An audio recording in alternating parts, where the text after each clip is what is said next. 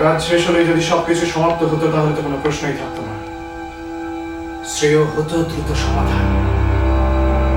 হত্যা যদি হতো অস্ত্রাঘাতে, যদি না ভোগ করতে হতো হত্যার বিস্ময় ফল, তাহলে আমি নির্ভয় বলতে পারতাম পরলোকে যা থাকে থাক, ইহলোকে হত্যাই হোক আমার সহায়।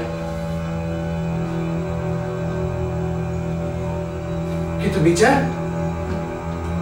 বিচার থেকে নিষ্কৃতি কোথায়? যে শেখায় রক্তের খেলা তারই রক্ত একদিন জাগায় বিভীষিকা। হ্যাঁ, কথা সত্যি, রাজাকে হত্যা করে আমি রাজা হতে চাই, কিন্তু রাজার সঙ্গে রয়েছে আমার রক্তের সম্পর্ক। আমি তার প্রজা এবং আত্মীয়। এই দুই কারণে তিনি আমাকে স্নেহ করেন, বিশ্বাস করেন। তিনি নিজে আজ আমার অতিথি, তাকে রক্ষা করা আমার দায়িত্ব। আর তা না করে আমি আমার হাতে তুলে নিতে চাইছি ধারালো অস্ত্র, গাড়ি বুকে বসিয়ে দিতে না পারা।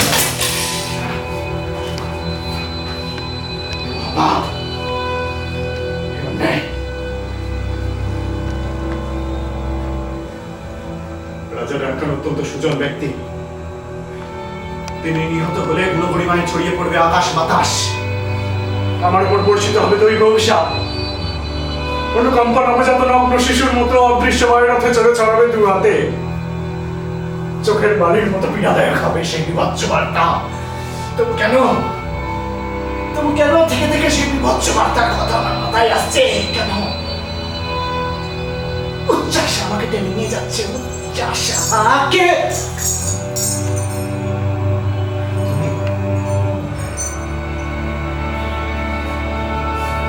রাজার খবর কি? তার আঘাত প্রায় শেষ। আমার কথা কিছু জানতে চাননি? চাইবেন যে তা তুমি জানতে না, হঠাৎ উঠে চলে এলে কেন? শোনো, বলো। শুনবো বলেই এসেছি। আমরা যে পথে এগোচ্ছি তা উচিত নয়, মহাপাপ। রাজা আমাকে বহু সম্মানে সম্মানিত করেছেন, বাইরে সবাই আমার জয়গান গাইছে। নিজের কৃতিত্বে আমি যা যা অর্জন করেছি, উজ্জ্বল অলঙ্কারের মতো কিছুদিন তা করে থাকতে চাই। ও, তাহলে নেশায় প্রমত্ত মন তোমাকে অল্প কিছুক্ষণের জন্য নতুন রূপ দিয়েছিল, আর এখন নেশা কেটে যেতে নিজের কামনার নগ্ন রূপ দেখে তুমি ভয়ে শুকিয়ে গেছো, অনুতাপে সংকুচিত হয়ে পড়েছো না? আজ বুঝলাম আমার প্রতি প্রেমও তোমার এমনই অনেক, এমনই খান। না, তোমার ধারণা সত্যি নয়। নয় না। তাহলে সত্যি করে বলো, যে দুঃসাহস তোমার নিজের বুকে আশা জাগিয়ে স্বপ্ন দেখেছিলে রাজা হওয়ার, সেই দুঃসাহসী নিজেকে নিয়োগ করতে ভয় পাচ্ছ কেন? বলো তুমি চাও কিনা রাজার মুকুট, যাকে শ্রেষ্ঠতম অলংকার বলে মনে করো তুমি? আমি? হ্যাঁ, তুমি বলো চাও কিনা। আমি জানি তুমি চাও। এবার বলো, সেটাকে বীরের মতো করে অর্জন করবে, না প্রভাতের ঋতু মার্জারের মতো সরোবরের তীরে দাঁড়িয়ে মাছেদের পুচ্ছ সঞ্চালন নরুদ্দেশ্যে চেয়েছে দেখবে, তবু থাবা বাড়াবে না, চলে ভিজে যাবার ভয়।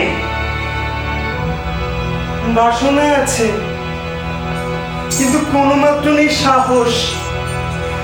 নিজের এই ভীরুতা দিয়ে নিজেকে গৌরব দিতে চাও তুমি? তোমার ধারণা সত্যি নয়। শান্ত হও তুমি, দোহাই তোমার। আমিও দেখাতে পারি এমন চরম পৌরুষতা, কিন্তু যে ব্যক্তি সীমা অতিক্রম করে সে পুরুষ নয়। ও, তাহলে কোন পশু তোমাকে তখন প্রেরণা দিয়েছিল যখন তুমি আমার কাছে এসে মনের উচ্ছ্বাস প্রকাশ করেছিলে? জেনে রেখো, তখনই তুমি হয়েছিলে সত্যিকারের পুরুষ। এখন জানো, স্থান কাল সময় কিছুই তোমার সহায় ছিল না, তাও তুমি সংকল্প করেছিলে রাজা হওয়ার। এখন যখন সবকিছু তোমার সহায়, তুমি তাও ভয়ে পিছিয়ে যেতে চাইছো। তুমি আমার মনের অবস্থাটা বুঝতে পারছো না। আমার মন যদি মেতে উঠতো এমনই কামনায়, তাহলে যে সন্তানকে আমি ভালোবেসেছি, যার ঠোঁটের শিরায় শিরায় বয়ে যায় এক অনাবিল আনন্দ, তাকে পাষাণে আছড়ে ফেলতে আমার এতটুকু দ্বিধা মতো না।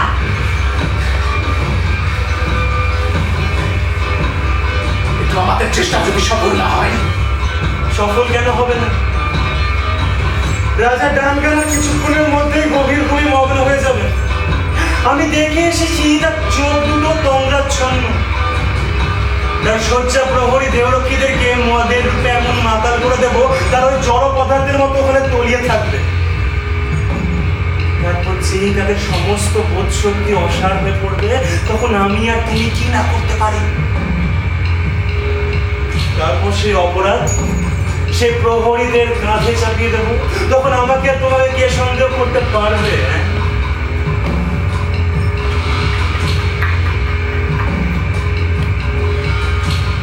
তুমি শুধু পুরুষ সন্তানের জন্ম দিও, পুরুষের মতোই তোমার প্রকৃতি। তোমার এই ভয় শূন্য কোষে পুরুষেরা ভাস্বর্ধমান। কিন্তু একটা কথা সত্যি করে বলো তো, তোমার পরিকল্পনা মতো যদি কাজ করি, শেষে কি সবাই বিশ্বাস করবে যে রাজলক্ষ্মীরাই রাজাকে হত্যা করেছে? কে সাহস পাবে প্রতিবাদ করতে? যখন আমরা কেঁদে উঠবো, হাহাকার করবো, আর অভিনয় করব আর দাবি করবো রাজ হত্যার সুবিচার, তখন আমাদের উপর কে সন্দেহ করতে পারবে? এই না, হত্যা কর, তোমাকে রাজা হতে হবে। যাও। ঠিক বলেছ তুমি, একদম ঠিক বলেছ। আমি আমার কর্তব্য স্থির করলাম। এই বিশাল হত্যার আয়োজনে আমার হাত যেন না কাঁপে, কঠিন কঠোর থাকে আমার মন আর শরীরের পেশি। এখন যাও, তুমি নিজেকে আড়াল করো। মুখের মিথ্যা যেন প্রকাশ না পায় কারোর কাছে। হৃদয়ের মিথ্যা আড়াল থাক, মুখের মিথ্যায়